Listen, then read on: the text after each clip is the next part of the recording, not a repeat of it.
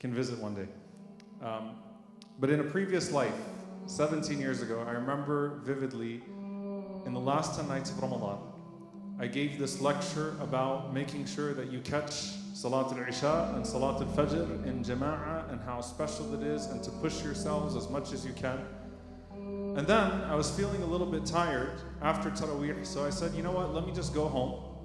Let me grab something to eat and let me kind of refresh myself, and then I'll come back to the masjid and I'll finish the night with the people. And we actually used to do like a khatira at the tahajjud time as well. And then I will, keep myself till Fajr there and everything will be good. I went home, I grabbed a bite to eat, sat on the couch. I woke up after Adhan al-Fajr. And it was one of the worst days of my life. I felt so miserable that entire day. Like, how did I miss Salatul Fajr? Not only did I miss Qiyam, I missed Fajr in the masjid on an odd night. I felt nasty, and I realized that there was a trick from shaitan. It was the 23rd night of Ramadan that at that point I didn't feel motivated to even work for the rest of the nights.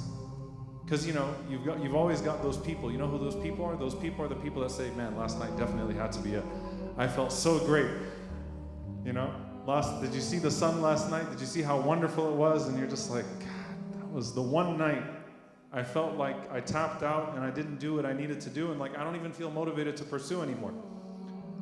And subhanAllah, at that moment, like I truly came to appreciate a hadith from the Prophet ﷺ that's actually narrated through several routes, and it's a beautiful hadith. And I'll preface it with one that is more well known. The Prophet ﷺ said that if one of you eats and drinks by accident during the day of fasting, then what should he do? He should continue fasting. فَإِنَّ اللَّهَ أَطْعَمَهُ, Allah Azza wa Jal fed him and gave him to drink. Allah أطعمه وسقاه. It was Allah who gave him something to eat and something to drink. Therefore, it was a blessing from Allah subhanahu wa ta'ala that you forgot momentarily, but your actual fasting was not harmed. Now, by the way, this isn't like the person that trips in the kitchen, shawarma falls in his mouth and the water falls in his mouth. I'm not talking about that guy. I'm talking about you forgot for a moment, you ate something, you took a date, whatever it may be, you woke up in the morning, you made your coffee, you thought that today was not a day of Ramadan. Allah is the one. Like the Prophet ﷺ not only said, you should not be ashamed, nor should you be to blame. Allah is the one who gave you something to eat and drink. It was a gift from Allah subhanahu wa ta'ala. Now continue on with your fasting. The hadith that I'm speaking about is a hadith from al-Mu'minin Aisha radiallahu ta'ala anha, as well as Abu Darda radiallahu anhu and other companions. It's narrated through more than one round, that the Prophet sallallahu alaihi wasallam said that whoever intends to pray something from the night, and then he slept through that time that he was supposed to pray, كُتِبَ لَهُ مَا نَوَى.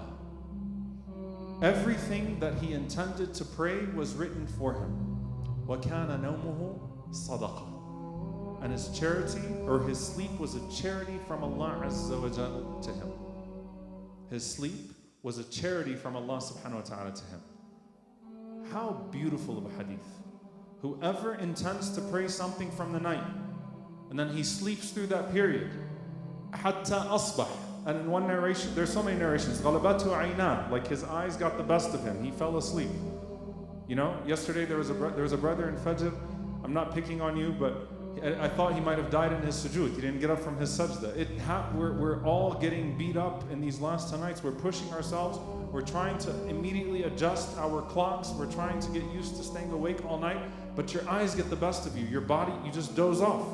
And then you wake up. And by the time you try to get back into the mode, especially if you have intended that the last hour of the night you're going to spend it worshiping Allah subhanahu wa ta'ala.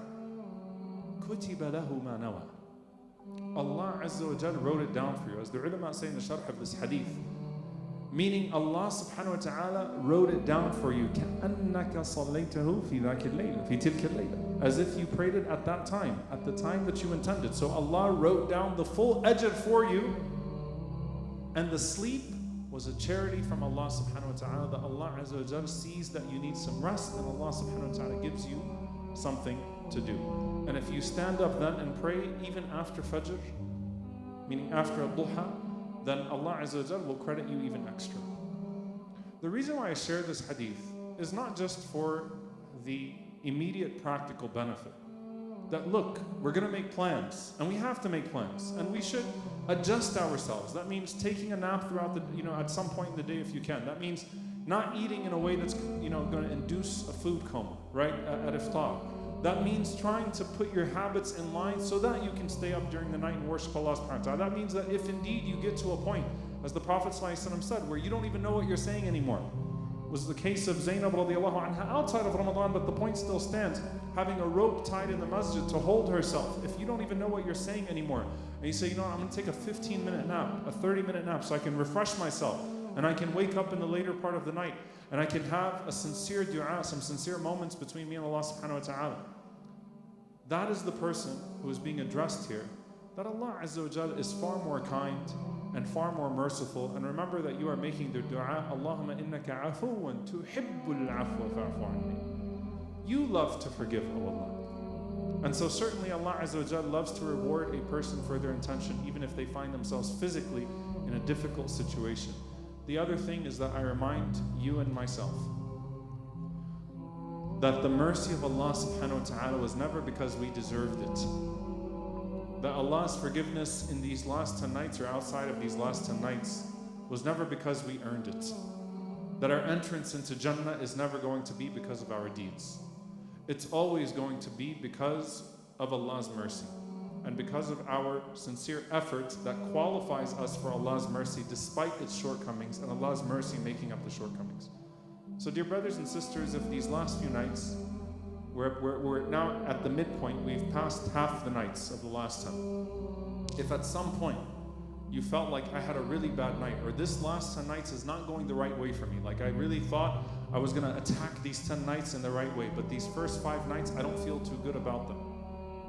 إِنَّ الَّذِي تَطْلُبُ أَمَامَكَ. That which you seek is still ahead of you. It could be that Laylatul Qadr is still there, and certainly the mercy of Allah Azza wa Jal is there. So do your best, seek Allah's mercy, and if something happens along the way that's out of your control, that too is a manifestation of Allah's mercy.